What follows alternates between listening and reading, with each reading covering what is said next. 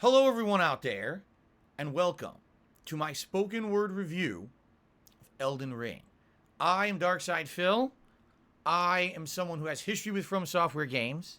I have not necessarily loved them forever, but over the years of being demanded to play them by my viewers and actually going back and kind of re-experiencing them, I actually have grown to love the franchises that FromSoft comes out with. I've replayed most of the Dark Souls games multiple times, multiple runs, and I've gotten better at them over time. It was not an easy process for me.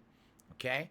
So when Elden Ring was announced that it was going to be a big open world game, but it was going to be the FromSoft formula, I was intrigued and very interested. I was wondering how being able to ride a horse and do jumping and platforming would change the way that the game is played, things that you hadn't really been able to do in previous FromSoft games, where simply just doing a running jump was a chore. I was wondering how open the gameplay would be, because in some FromSoft games previously, you could go through with a particular build and coast through a game. Other games, you had to kind of do variety of gameplay over the course of a game, and some games didn't even offer you variety, like Sekiro. So, with all these factors, okay, being in play, I was very, very, very interested to see how Elden Ring would turn out.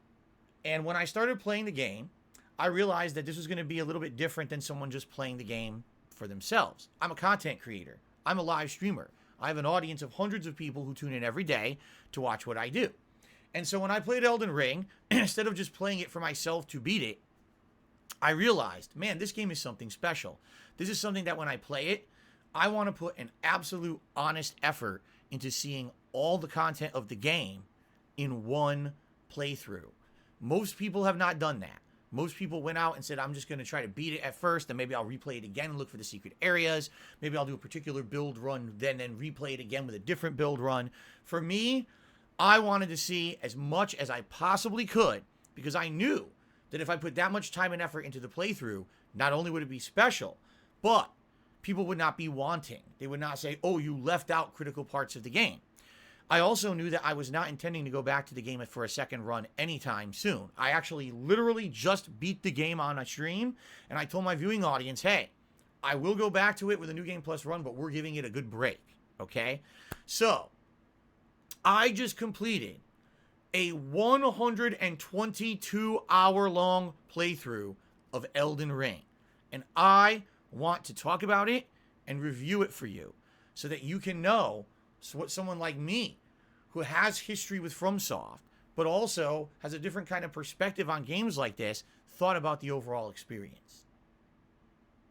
Alrighty then. So, where do you start? Well, the beginning. At first, when you started with Elden Ring and you go into this open world, your eyes kind of go wide. You're like, whoa. Dark Souls never looked like this before, right? Dark Souls is always kind of linear when it comes to the way that the dungeons go. Although, admittedly, with Dark Souls, especially the first one and second one, there's a lot of open world aspect where you can do things in different order. Never before have you seen a vast open world like this. And immediately being thrown into this world, learning how to run and jump and do scaling and stuff that you really weren't able to do in previous games from FromSoft was pretty interesting. Once you get the horse, it's a whole new aspect, right? A whole new aspect of riding around fast, and the horse gameplay absolutely is a great new addition because now you have variety in how you play the game. Are you going to tackle this boss on foot like a traditional Dark Souls boss fight, or are you actually going to ride the horse and try to use those new implements? The cool thing about the horse is, in some cases, it's an asset. You can move faster, you can move with a giant boss and stay near their legs, but in some cases it's a detriment because the horse does not have a dodge roll with iframes, meaning if you're in a boss fight and a boss does a big attack, unless you can jump over it or get out of the way, you're taking that hit, and there ain't nothing you can do about it. So it's kind of a double-edged sword in a lot of cases, and it's very interesting to learn when do you want to use the horse and when don't you. Now, there are actually certain set times when you cannot use the horse, and that's because the game is saying you're now in a tougher area. There's going to be a particular boss fight story element, or maybe you're entering one of the legacy dungeons where they don't want you to have that kind of maneuverability, and that makes sense in my opinion, but the horse is used really well in the game. And one thing that I can absolutely tell you is one of the major improvements that Elden Ring did over previous FromSoft games, the platforming is dramatically improved. Actually trying to jump and land on a pinpoint spot is way easier in this game. The horse actually platforms really well, although every once in a while you may have a little bit of extra momentum and accidentally go further than you want, leading to a cheap death. Once you learn how exactly these controls work, the game is actually smooth. I have to say, like, I really enjoyed the platforming aspect of Elden Ring, and it was a humongous improvement over any other Dark Souls or any other game that I played from FromSoft. It really helped out a lot. Exploring this giant open world, trying to find all these hidden items and secrets, didn't feel like every single moment you took a jump, you were chancing losing all of your runes because you might slip and not land where you wanted to land. More times than not, I actually landed accurately, which was very surprising.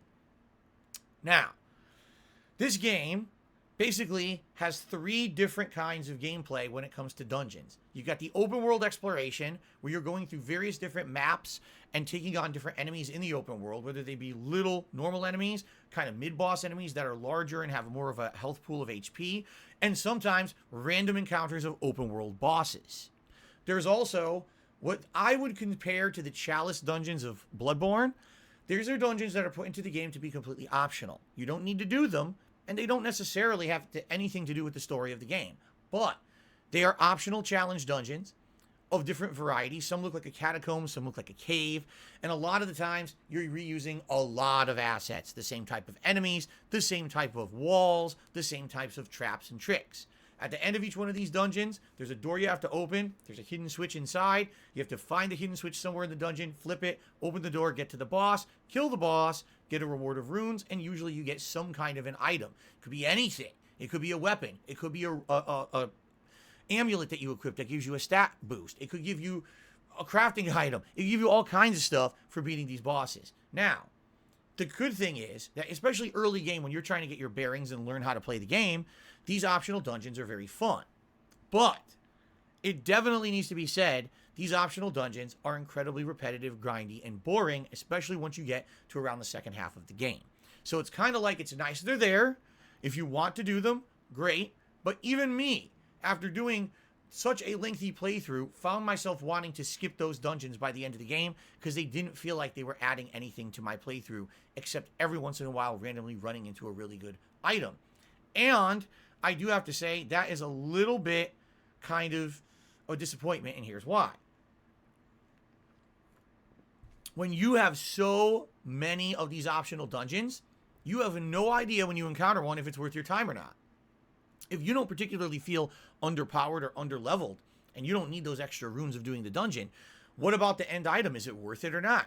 In some of these dungeons, I got items that were never for a build that I wanted to use, and then other times I got a rare weapon that was incredibly good, and I ended up using it for the rest of the game. So, it's kind of a trade-off. It's like, do I do it? Well, if I do it, great, but that's a lot of time invested. So, it's kind of interesting that they're in there, and there is a ton of them, but you basically have to judge for yourself whether or not there's something you want to do. You absolutely do not have to do them to complete the game. Then, there's the Legacy Dungeons. And the Legacy Dungeons are, in my opinion, the best part of Elden Ring, because Legacy Dungeons in Elden Ring are equivalent to the actual standard dungeons of Dark Souls games. They're going to be in a set area, whether it's a castle, a manor set in a lava field of a volcano, a floating city out in the distance. Whatever it is, it's going to be a typical Dark Souls dungeon where there's going to be a lot of exploration, a lot of enemies that are very cheap and can kill you with only a couple of hits, lurking around every corner. If you fully explore, you're going to find a lot of fun optional stuff, and a lot of the times there'll be optional bosses and optional ways to get around these stages. It's not necessarily a linear path to the end. When you get to the end, you will end up having a big boss fight. In some cases, some of these Legacy dungeons actually have multiple big boss fights, okay? So that being said, it's great, and I absolutely loved every single Legacy dungeon that I went up against in Elden Ring. I don't even have a complaint about a single one of them, okay?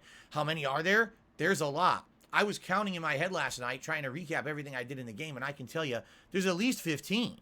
So that's an absolute ton of Legacy-style content. If you like Dark Souls or Demon Souls, you're absolutely going to love those Legacy dungeons in Elden Ring. Now, over the course of the game, you're going to be doing such a mix of stuff. Open world exploration. Oh, an optional dungeon. Is this a legacy dungeon? All right. You're going to find points of grace. Points of grace are equivalent to bonfires in Dark Souls. They're your resting spots, and they're where you do all kinds of things like leveling up, assigning all your inventory and your equipment load. But in some cases, they'll point you in a direction in the world, and when you're playing, admittedly, the first thing you think is, oh, they're telling me where to go. Wrong.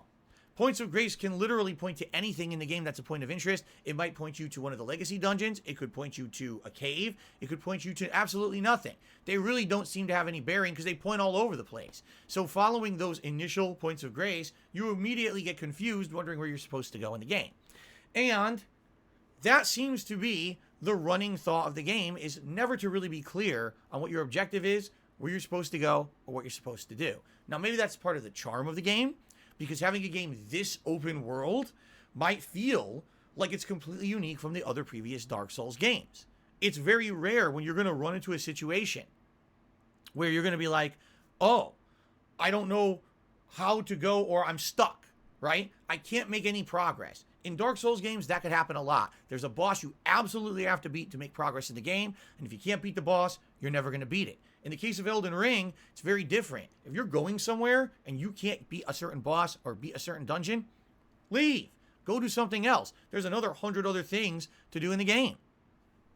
That's one of the huge reasons why people have said that Elden Ring is the most accessible From Software game ever made. Yeah, I have to agree with that point, that if you're able to go off and do whatever you want at any point in the game, and you can never really get stuck, because at any moment you could go do an optional dungeon, fight things in the open world, grind for runes to level up, or whatever it may be, you're never really going to get stuck in the game. But, abso-pos-freaking-lutely, you can say, whoa, this game is confusing. I have no idea if I'm doing what I'm supposed to do to make progress. That happens all the time. If you're not using a walkthrough, a guide, or watching someone else who's already played tell you what to do, you will end up getting lost and walking in circles, having no clear-cut path of where to go or what to do. There's even optional ways to do things in the game that you're not aware of. You might be in a dungeon you've been in for 5 hours just to realize, oh, it was actually an optional dungeon. Oh, shit, I thought that was story. Nope, optional dungeon. You didn't even have to do it. Now, the game also has a lot of different ways to play it. Whether it's a melee build, a magic build, a ranged build with, say, arrows and throwing daggers, a combination. This game has all different aspects from previous Dark Souls games. And what I mean by that is you can single wield, you can dual two-hand, you can dual wield weapons if you have the right stats to do it. All these weapons scale along with things that are very similar to the previous Dark Souls games, like faith, intelligence. Those are things from previous games that you've played from Software. So if you're someone coming in from having played previous From Software games like Dark Souls, you're going to feel right at home playing Elden Ring. And that may actually lead to one of my points about the game, is that this game is actually Dark Souls 4. Now, I know some people are going to be up in arms. Oh my God, no, this is Elden Ring. This is a new franchise. This game, absolutely, positively, in every way, shape, and form, is Dark Souls 4. Okay? There's no way you can argue it. It's absolutely Dark Souls 4. There's no difference. It's bonfires. No. Oh, those are points of grace. Oh, you can dual wield. You can level it up with stats, just like Dark Souls. Those are runes you got. No, they're not. They're souls. It's exactly the same game engine. In fact, in the entirety of the game, there's only 2 critical differences I noticed in combat that make this different from previous Dark Souls games. The first is the inclusion of a stagger system that was actually taken, of all things, from Sekiro. There is an unseen meter somewhere on every enemy. Once you hit an enemy a certain amount of times, they stagger, meaning they hunch over and they're weak. This even applies to big bosses. And once that happens, you can either get a move that's like a punishing move, a stab, an impalement, whatever it may be, that does a big chunk of damage, or, oh, they're stunned. Now I can either heal, get my stats back, or maybe you want to do a combo instead of the big, powerful kind of punishing move. You could do all those things. Now, this was present in Sekiro, never really present previously in Dark Souls games, so this is definitely an addition. In addition, The other major big change, because you can jump now, jump attacks are ridiculously overpowered in this game. At first, I thought it was kind of a joke as I started playing the game, and people were actually telling me in comments on my stream, in the comments of the videos, hey, you should really utilize that jump attack. That jump attack's really good. I thought, oh, you know, maybe those people are just being silly. The jump attack is by far the most overpowered component I've ever seen in a From Software game. When you do a jump attack in this game, you dramatically increase the stun that you deal with that attack. Later on in the game, as you start to two-hand powerful weapons or even dual wield, you're basically doing 2 attacks in one with double stun. This attack can be abused, exploited, and completely dominates entire lengths of the game, including entire boss fights become actually afterthoughts because the jump attack dominates them so badly. I don't know what they were thinking with the jump attacks in this game, because I've seen, oh, there's abusable things. You can abuse a blood build where you slash a guy, an enemy enough that he bleeds out. You can abuse a stun locking spell. Okay, great. But man, the jump attack is something you don't even have to try. You just start doing it. You're like, oh my God, this is so good. At the beginning of the game, there was an optional boss that I was fighting that killed me, like, I'm not even exaggerating, 50 times because I was so stubborn. I wanted to kill this boss even though I wasn't really leveled and ready for it yet. Then one of my viewers said, all you had to do was jump attack. And I really? Yeah, if I had jumped attacked, he stuns. It's just that simple. The jump attack is ridiculously broken in this game. But seriously, if you look at everything in this game, oh, when you kill one of the major bosses, you get a rune you can equip to your body, and then use an item to charge the rune. Oh, you mean like embering in Dark Souls? Oh, the souls are now called runes, and you level up exactly the same way. The stat requirements are exactly the same. The attacks, the way you fight, it's exactly the same. Now, if you're a fan of FromSoft, you probably love that. However, one of my major criticisms of this game is the fact that From Software is starting a new IP, has opportunity to do things very differently, and they decided to go right down the path of all the previous games. I was expecting something different in Elden Ring, and quite frankly, I didn't really get it. All I got was Dark Souls 4. Now, by the way, I like that. I like Dark Souls. I was happy to play Dark Souls 4. But man, if you were looking for something different, original, or veering off the beaten path of what FromSoft has done before, you came to the wrong place. This game is absolutely Dark Souls 4 in all of its similarities. Now, one of the major criticisms that I have to say against that is if you're making a new franchise like they claim this was, wouldn't you think maybe this is ample opportunity to look at the game engine from the previous games and say, how can we improve upon it? Adding a jump attack, okay, it's a new attack, it's incredibly OP. Adding the stagger system from Sekiro, okay, it's nice to have, it's something different and a new way to play. But how about you make the controls more fucking responsive? Unresponsive controls are one of the most huge complaints that people have always levied against the From Software franchises. When you go to attack, there's a wind-up, a startup, before your guy will actually attack. When you go to roll, there's a delay before your character will roll. And as much as FromSoft fans and fanboys want to try to say it doesn't exist, it absolutely, positively does. All you need to do is play a Dark Souls game or Elden Ring, close it, and then open up Neo 1 or 2. And you will see, here's a similar franchise, a similar style of game that's supposed to be balls to the wall hard. But when you dodge, your dodge comes out immediately. When you go to parry or block, immediate response. It's night and day from Software games. I don't know why From Software didn't take the opportunity to say, oh, new franchise, new rules, let's make our game more responsive. Because what I can definitively tell you, after playing this for 122 hours, is that some of these big enemies and boss fights would have been way better if you could actually immediately respond to what's going on the screen so you can react appropriately. The problem is because there's delay in the controls, a lot of stuff in the game ends up being very cheap. So what you'll notice is a lot of the bosses tend to have really long wind-up attacks. There's a boss coming at you, and man, he wants to hit you. So what does that boss do? Does he just come up and swing? No. That boss pulls out his giant fucking sword. He leans back like a pro baseball player. And he leans and leans and leans. It's coming. He's going to swing eventually. Oh, no, here we go. Oh, yeah. Oh. Hey, look over there. Huh, what's that? Ha, ha, ha. Boom, hits you, and you instantly die. And that happens all the time in Elden Ring. Why is there so much wind up in most of the delay, or most of the attacks? Why are most of the attacks delayed? Because you can't fucking react to them.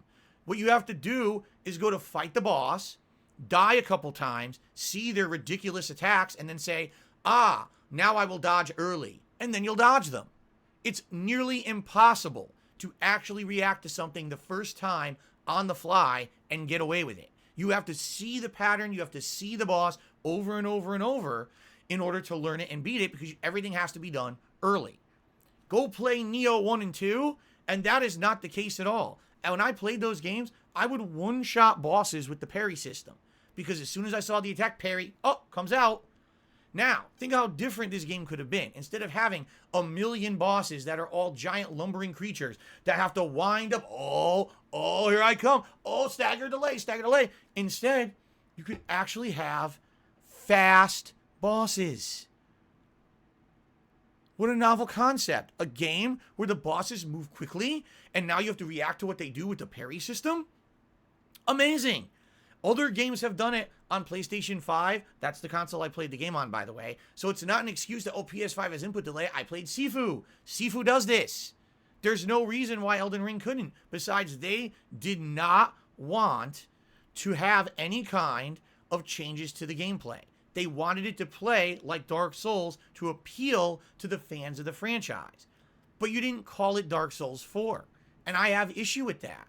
If you want to make Dark Souls 4, then call it Dark Souls 4. I don't think anyone would have complained if you made Dark Souls 4. Why call it Elden Ring? It's the same game. It literally is fucking Dark Souls 4 because it's just Dark Souls 3 with a few improvements and changes. Okay? All right. Now, I could sit here and nitpick this game into oblivion. I'm not going to do that. What I'm going to do is tell you what I really like and what I actually have gripes with in Elden Ring. Number one, even though a lot of people criticized it, I like the graphics. I think that the gothic style of the game is really nice. It fits it perfectly. I wasn't looking for Horizon Forbidden West level graphics in this game because of what I knew it was going to entail. I absolutely love the visual appeal of the game. The lighting effects, the effects during fights, really neat. Although admittedly, some of the boss fights have so many effects going on, you can't see what the hell's going on. You have to redo that boss a bunch of times to understand. But, man, it is visually appealing to me. It really looks cool. I actually really, really like the platforming, as I've already explained. I feel like they really improved that traversal aspect of the games from previous FromSoft games. This is the best one. Responsive, you can land where you want. Really well done in that regard. I really like the fact that when you're playing the game, you have no idea what lies around any corner. It could be absolutely nothing. It could be a useful item or piece of crap. It could be a bunch of generic enemies. It could be a hidden boss. You don't know. And that's a cool aspect of the game that, unlike other Dark Souls games where you kind of know what to expect, in this game, you never know what to expect. In addition, I really feel the strong point of the game is its dungeons. Its legacy dungeons. Let me clarify that. I do like the optional dungeons, and I think at first, when you're first getting into the game and you're trying to get into the swing of things, you'll want optional content to do. You want to level your character more, you want to look for rare items, you want to try to get maybe something for your build and see some cool bosses. But the dungeons get incredibly repetitive. The legacy dungeons, however, are all varied, different, unique, interesting, and I did not dislike a single one. Whether you're in snowy mountaintops, whether you're in a cavernous volcano, whether you're underground in a river of blood, it's all fun. And I think that the level design of these legacy dungeons is some of the best they've ever done in any game I've ever seen. Seriously, it's that good, okay? I will compliment them. I think that the dungeons of this game are better than the dungeons of Dark Souls. I will absolutely say that. I liked them all. I never had a moment where I was in one of these legacy dungeons and I was like, oh man, I'm bored or this is annoying. However, the optional dungeons, that did happen. In the optional dungeons, they did feel confusing, repetitive, boring, annoying. Not in the legacy dungeons, okay? And I will say there were a few bosses, I'm not going to name them because obviously that's a ginormous spoiler, but there were a few bosses in this game that are kind of unique and fun, and I really liked them, okay? So, the strengths of this game are the graphics, the uniqueness of the open world, never knowing what's around any corner, the dramatic improvement to traversal in the game, and I really, really enjoyed every legacy dungeon that I was in, okay? Now for my gripes, okay? Number one, this is just a nitpick, too similar to Dark Souls. If they really were going to make a new franchise, make it different. They did not. Number two, get rid of the delay in the controls. Make it more responsive. You can have better boss fights, better enemies that are fast if you can respond to them. Since you can't, the game is limited to mostly lumbering, slow enemies. It's really annoying that they still haven't improved this over all the years that they've been making games. Okay? Number three, the open world is good for the first half of the game. Okay? At some point, you're going to pass the initial 3 areas. You're going to start getting into this area called the Altus Plateau. This is right outside the capital city. And this is where the game does start to fall apart. Because once you get to the Altus Plateau, you're like, wow, it kind of looks like the first area, Limgrave. And yeah, it's kind of the same kind of exploration. Yeah, again, here we go. What you're going to start to find around halfway through the game is that the game becomes incredibly repetitive, incredibly grindy, and because of that, kind of boring in the open world segments. For example, you'll notice the same enemy reused again and again and again and again and again and again. I can't tell you how many troll giants and putrid tree monsters I killed in this playthrough. The ridiculous reuse of enemies gets really, really tired about halfway through the game, to the point when you start doing the open world exploration, you get bored with it. I've seen most of this in the game, and actually the end game stuff, the open world exploration, actually is kind of a cop-out. All they do is change the climate. It's the same kind of traversal, the same kind of enemies, the same kind of stuff. So it really feels to me like the first half of the game, when you're first introduced to the open world stuff, oh, this is awesome. But as soon as you get to that second half of the game, man, it becomes a slog because you have to go through these open world areas and they're just not interesting anymore. You've seen most of what the game had to offer, and it doesn't toss enough variety at you. I mean, dragons are so abundant in this game that at first they start off as giant boss fights, then they actually become regular enemies, and then by the end of the game, there's boss fights of dragons that are so easy because you fought it a million times, it feels like you're fighting a regular enemy even though it has a boss meter. It's ridiculous reuse of assets. Now, I've played Nioh and I've played other franchises where this is a problem too, but in this game, it's jarring because never before in Dark Souls, Demon Souls, Sekiro, Bloodborne has this really been an issue. It's only in Elden Ring where once you get about halfway through, you end up getting really disappointed by the fact that the game reuses so much so often. The other major problem that I have with this game is that it was designed in a way that if you actually actively try to do all the meaningful content in it, at one point you will be overpowered and will be steamrolling through certain areas of the game no matter what. It's actually impossible if you are just actively playing, killing the enemies, leveling up with the runes, and doing everything you would normally do in a FromSoft game to not be over-leveled by about the time you hit the halfway point of the game. When you, again, this halfway point seems to be like the critical point where the game starts to fall apart. I did the first major 3 areas, and I did 2 underground secret dungeons that were in said areas. I did a few optional boss fights that were very important to the story, and by the time that I got to the halfway point, everything was dying in a couple of hits. It was just absolutely, positively, ridiculously over the top, broken. It was not fun anymore because everything was so easy. I was arriving in totally new areas of the map that I had never seen before, and everything was underleveled to me. And I was like, what happened here? And the answer to this is, well, FromSoft expects that some people will not want to do all the optional content. So because they're not doing it, you can't overlevel that area because then that area wouldn't be fair. How are they going to get through that area if they didn't do the 2 optional dungeons that you did and leveled up a ton extra, right? So I can understand that. But then I have to say, then don't do it that way. Have it so that there's adaptive difficulty. When you reach a certain area, if you're at a certain level cap, all the enemies auto scale to that level cap. And now you have enemies that are challenging again. I understand that maybe that's not what they were going for, but it really stands to reason that if you're someone who wants to enjoy this game all in one go, you can. You will get to points where the game becomes so impossibly over the top easy because you just chose to do all the content. And that's not acceptable. It's just not. It should be a game where if you do the content, you're rewarded, not you're actually feeling like sad that you did it. Because when I'm getting to the end of the game and I'm fighting near end game or actual end game bosses, okay, and I'm fighting them and beating them within 20 seconds, I'm not kidding, one of the hardest bosses in the game, I was able to beat in 20 seconds. I didn't use guides. I didn't look anything up. It was just naturally the build that I had used during the game destroyed one of the end game bosses easily. That's pathetic. It shouldn't be like that.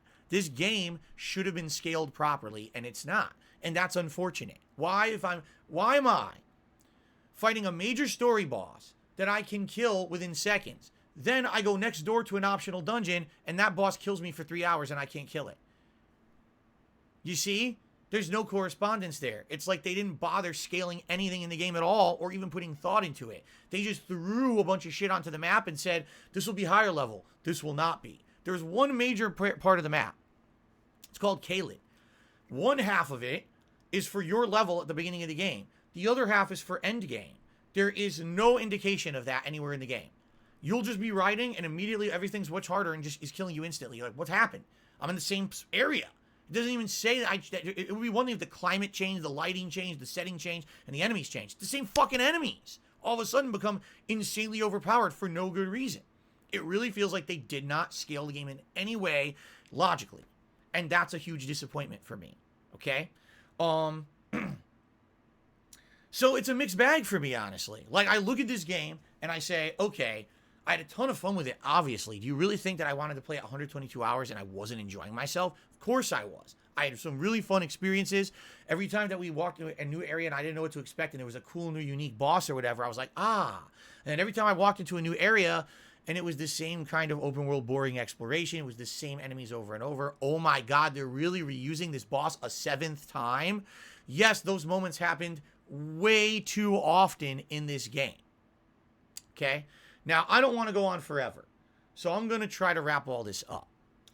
In a nutshell, I feel like Elden Ring is a great game. However, I feel like it's a good first attempt at doing an open world game, and that FromSoft will likely do much better in the future. But this attempt is absolutely flawed. There are so many shortcomings to this game engine.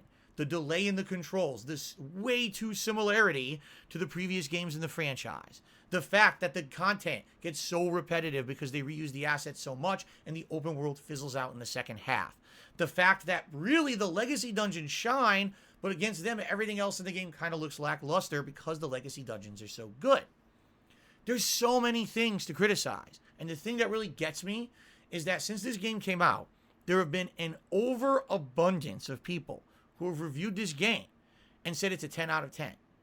They'll be in their reviews criticizing the game, saying it has this thing that can be improved, and this thing that can be improved, and this thing that should be improved. 10 out of 10. I am absolutely positively never going to do something like that. That's completely dishonest. There are people out there who might have bought this game thinking it's like the best game ever. It's not. All right? In fact, here's what I can tell you, and I know a ridiculous amount of people will disagree with me on this point, but this is my personal opinion. You have a right to disagree with it. I do not believe this is the best game FromSoft ever made. I still, to this day, after now completing Elden Ring, I feel that Dark Souls 1 is still the best game in this vein from Software. Why? Even though Dark Souls 1 has a lot of flaws, everywhere you go in the game seems fresh, interesting, new, exciting, varied. Most of the major bosses are really unique and different. I mean, one of the bosses is a fucking puzzle. It's not even a real boss, and it's glitched to shit. While other bosses are big-time boss fights where you have to learn patterns. It's a really neat and varied game in that regard. It's an eye-opening game that a game like that that's ultra difficult can still be ultra fun. And never once when I'm playing Dark Souls 1, even as hard as the game is, do I feel like I'm bored I'm wasting my time, or this is all just repetitive bullshit. Not once in Dark Souls do I feel like that. I felt that way too many times in Elden Ring. For all of its great things that it does and its improvements to the franchise, I shouldn't be bored playing a game like this. And I was a lot playing Elden Ring. That's not good. There should not have been so much repetition and so much emptiness and so much boredom with the open world and reuse of enemies and assets that I felt like I had a whole stream that just didn't get anywhere and was a waste of my time. I don't ever feel like that when I play Dark Souls 1. Okay? So here's the thing. I will say this. I think Elden Ring is the second best FromSoft game ever made. I actually think you got Dark Souls 1 and then you got Elden Ring. So if that doesn't say that I like the game, I mean, I don't know what else does. It's my second favorite game these guys have ever made. It has a lot of content. Let me tell you, some of the bosses at the end of the game are really neat, unique, fun. The lore, oh god, the lore. It's confusing as shit, just like any other Dark Souls game. But at the very same time, once you get into it and you start to research it and you're reading the item descriptions and you're trying to make ends meet, there's people putting family trees online of all the characters in the game. Oh my god, it's deep lore, it's interesting, it's fun. I like that about these games that FromSoft puts out. I really do. And this game absolutely excelled at that. I had a ton of fun playing Elden Ring, but I shouldn't be bored with a game that's supposed to be constantly challenging me and constantly risking death, and this game absolutely bored me to tears in certain parts. Why am I so ridiculously overpowered when all I did was the content you put in front of me to do? Should I have nerfed my experience? Should I have purposely said, oh, well, I've been told I should skip a bunch of content that's right here and looks interesting because I don't want to have the endgame be over-leveled? Ridiculous. It's poor game design. It really is. It's inferior, poor game design. Dark Souls 1 actually does it better in this regard, and that's why I feel this is not as good as that game. Okay? Now, the other thing is people want me to give this game a number review, excuse me. So many people screaming, Phil, what is it? It's not going to be a 10 out of 10 because you say the game has flaws. Is it going to be 8 out of 10? Is it a 9 out of 10? Ladies and gentlemen, Elden Ring is a perfect case in point example why we need to stop giving arbitrary number scores to video games. Because if you're telling me that the game has flaws, you admit it in your review, and you say the game is a 10 out of 10, you have done a disservice to everyone ever who listens to or even weighs and balances that review. We have a website right now, Metacritic, right? Where what they do is they weigh and balance reviews. They have aggregate reviews. And it's saying Elden Ring is one of the best games ever made. Yet the reviews criticize the game. It doesn't make sense. People are pussies and won't actually be honest. They get so caught up in hype for a game that they will say it's a 10 out of 10 even though it has all these things that could be improved and things that bother them. That is completely dishonest in my opinion. Maybe you like reviewers out there that will get lost in the hype and 10 out of 10, 10 out of 10, best game I ever played, yet then they say the game's not perfect and it has all these issues. I'm not like that. I absolutely refuse to say that this game is perfect. It's not. It has tons of flaws, tons of room for improvement, and in my opinion, it's not even the best From Software game. How could it be a 10 out of fucking 10, even though I enjoyed the hell out of it? It's not. So, I'm here to tell you, if you like previous FromSoft games, in particular, if you enjoyed Dark Souls 1 through 3, you're going to love Elden Ring. If you're looking for the entry point to jump into this franchise, this may be it, because as I explained, you can actually do things in any order you want. If you can't beat this, go over here and do this. If you can't beat that, there's an optional dungeon over here, and there's a new open world area to explore over here. You can essentially play it however you want till you are leveled enough to beat any challenge in the game. And that's a cool thing. At the very same time, the game is so cryptic with what you're supposed to be doing that if you're not using a guide, I could not imagine a newcomer to the series, or newcomer to any FromSoft game, playing this as their very first FromSoft game and not becoming at least incredibly frustrated, if not so confused, they absolutely have to use a guide to beat the game. I'm just saying it. A lot of people also won't admit that. Oh, this game... No, you can't beat this game without help if you're a newbie. There's no way you'll fucking figure it out. It's too cryptic. It doesn't explain enough. Okay? But if you are looking for an actual game that has an insane amount of content and you've always wanted to jump into a FromSoft game before and you felt that the difficulty was too much for you, Elden Ring is likely your game, but understand your experience will be different than someone who's played FromSoft games before and who are already coming in with all this prerequisite knowledge of how the franchise works. You're not going to have that. You're going to have to start learning all this shit from scratch. It's as if someone who already knows Greek goes to watch a movie where this Greek is spoken. Well, you go to the movie, you don't speak Greek. So you're trying to watch it and understand it. I don't get it, right? That's basically Elden Ring in a nutshell. You have to have that prerequisite knowledge or else you're going to be flubbing it, not knowing what the hell you're supposed to do. I still think that this game is great. And I still think that both people who like FromSoft and never played FromSoft would be able to buy it and enjoy it. But man, it needs to be improved upon. I was very disappointed with some parts of this game, and I don't understand why people give FromSoft a pass. And this is how I'm going to end the review. I have to address the elephant in the room. People keep kissing FromSoft's butt way too much. It seems like this company can do no wrong. You can't criticize a FromSoft game because if you do, the rabid fans come out in droves. Oh, maybe the summons are a little bit overpowered in this game. Oh my God, don't use that. It's ridiculous. Play this game however you want. It doesn't matter if you use summons. It doesn't matter if you dual wield. It doesn't matter if you use magic. It's all gravy. It's in the game to be used. Of course, summons are very powerful in the game, and if you use them, they make the game way easier. So if you're someone who's played a FromSoft game before, you probably don't want to use summons because it's too easy. But if you want to challenge yourself, which is what I did, I didn't use summons in my playthrough. I legitimately beat all the hardest bosses in the game, never summoning or even using Ashes of War. I just said, fuck it, I'm just going to try to use boss weapons and beat it like it's Dark Souls, and I did. And that was a lot more challenge, and it made the playthrough a lot more meaningful and fun to me.